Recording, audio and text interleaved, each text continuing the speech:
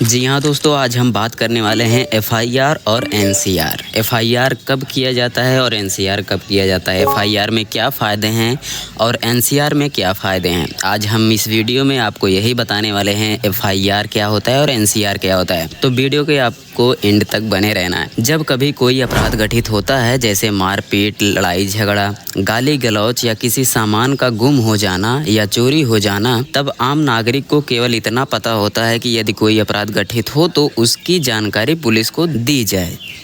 अपराध की सूचना प्राप्त होने पर पुलिस या तो एफआईआर काटती है या एनसीआर काटती है। ज़्यादातर मामलों में देखा जाता है कि पुलिस एफआईआर के बजाय एनसीआर काट देती है। एफआईआर का full form first information report यानी प्रथम सूचना प्रतिवेदन होता है, जिसका अर्थ है अपराध के किए जाने की दी गई पहली सूचना। वहीं एनसीआर का फुल फॉर्म होता है नॉन कॉग्निजेबल रिपोर्ट, जिसका अर्थ है असंज्ञेय मामले के संबंध में दी गई सूचना। एफआईआर के बारे में सबने सुना होता है, परंतु एनसीआर के बारे में कम ही लोग जानते हैं। साथ ही इससे संबंधित कानूनी अधिकारों के बारे में भी जानकारी का काफ़ी अभाव है। इस अध्याय के अंतर्गत हम इसी महत्वपूर्ण विषय पर और इससे जुड़ी विभिन्न पहलुओं पर चर्चाएं करेंगे। तो अपराध के प्रकार हम सबसे पहले जान लेते हैं। अपराध के प्रकार निम्नलिखित दो प्रकार के होते हैं दोस्तों। अपराध दो प्रकार के होते हैं, आप इसको ध्यान में रखें, अपने कानों में गांठ बांध कर रख लीजिए। सीआरपीसी के अंतर्गत अपराधों को दो श्रेणियों में विभाजित किया गया है। जी हाँ दोस्तों, पहला है संज्ञेय यानी कॉग्निजेबल अपराध और दूसरा असंज्ञेय यानी नॉन कॉग्निजेबल अपराध। और हम पहले बात करेंगे संज्ञेय अपराध यानी कॉग्निजेबल ऑफेंस क्या होता है। आमतौर पर जो अपराध गंभीर किस्म के होते हैं उन्हें सीआरपीसी के तहत संज्ञेय अपराध की श्रेणी में रखा गया है। ऐसे अपराध में पुलिस अधिकारी बिना वारंट के ही आरोपी व्यक्ति को गिरफ्तार करने का अधिकार रखते हैं। ठीक है, कॉग्निजेबल यानी संज्ञेय अपराध में पुलिस बिना वारंट के ही किसी भी व्यक्ति को अरेस्ट कर सकती है। ठीक है, इतना तो समझ में आ गया होगा आपको। इन मामलों में ही पुलिस द्वारा एफआईआर दर्ज की जाती है। आप बात ध्यान में रखें, संज्ञेय अपराध में ही एफआईआर दर्ज किया जाता है। ठीक है, और दूसरा है असंज्ञेय अपराध यानी नॉन कॉग्निजेबल रिपोर्ट। आमतौर पर जो अपराध मामूली किस्म के होते हैं उन्हें सीआरपीसी के तहत असंज्ञेय अपराध की श्रेणी में रखा गया है। इन अपराधों की जांच के कारण पुलिस को कोर्ट से अनुमति की आवश्यकता होती है। असंज्ञेय अपराध में पुलिस किसी भी व्यक्ति को अरेस्ट नहीं कर सकती। अगर अरेस्ट करती है तो उसे जो है कि कोर्ट से अनुमति लेनी पड़ती है। ठीक है, तथा इन मामलों में पुलिस द्वारा बिना वारंट के गिरफ्तारी नहीं की जा सकती है।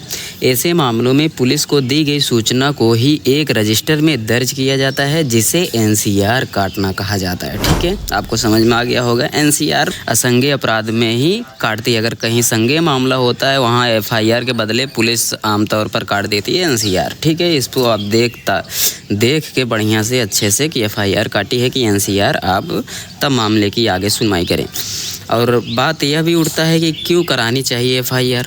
आइए जान लेते हैं एफआईआर क्यों करानी चाहिए। तो दोस्तों, वीडियो में आगे बढ़ने से पहले अगर आप अभी तक हमारे चैनल को सब्सक्राइब नहीं किए हैं तो दोस्तों चैनल को सब्सक्राइब कर दीजिए। अगर लाइक नहीं किए हैं तो दोस्तों लाइक करने में आपका कुछ नहीं जाता है, ना ही पैसा लगता है, ना ही कुछ लगता है। दोस्तों आप लाइक कर दीजिए, सब्सक्राइब ना करिए तो लाइक जरूर कर दीजिए।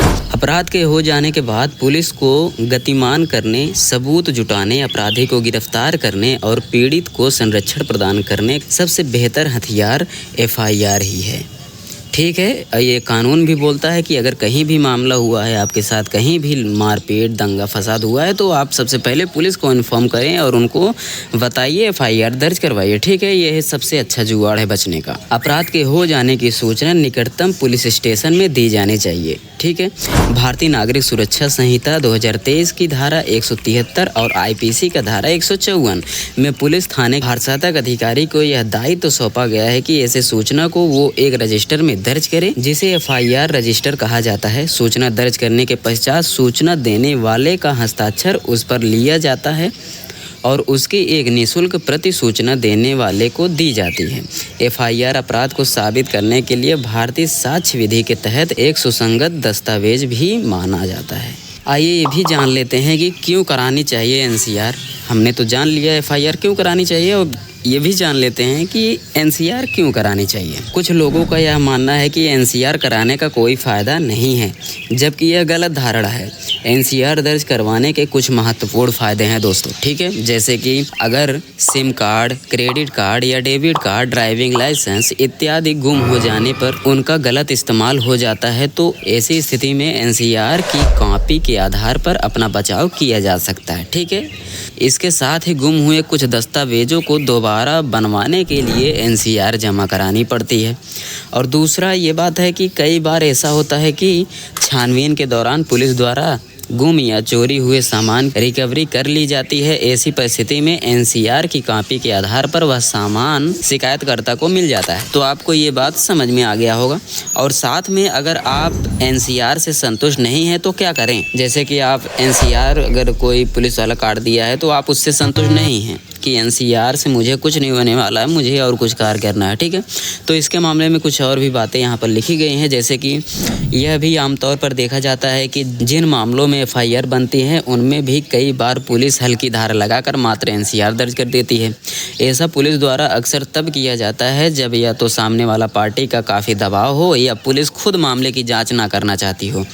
ऐसी परिस्थितियों में संबंधित न्यायिक दंडाधिकारी प्रथम श्रेणी के कोर्ट के समक्ष भारतीय नागरिक सुरक्षा संहिता 2023 की धारा 175C और भारतीय दंड संहिता की धारा 156C की याचिका लगाई जा सकती है, ठीक है दोस्तों, जिसमें कोर्ट से प्रार्थना की जाती है कि पुलिस को उस मामले में एफआईआर दर्ज करने के आदेश दिए जाएं। तो दोस्तों आई होप इस छोटे से लेक्चर में आपको काफ़ी महत्वपूर्ण जानकारी मिली होगी। उम्मीद है आपके प्रश्न का आंसर ज़रूर मिल गया होगा। अगर आप अभी तक इस चैनल से नए हो तो दोस्तों इस चैनल को सब्सक्राइब करके और बेल आइकन को प्रेस करके ज़रूर रखें, ताकि हर एक ऐसी वीडियो आपके पास जल्द से जल्द पहुँचती रहे। तो दोस्तों आज के लिए बस इतना ही। नमस्कार, जय हिंद।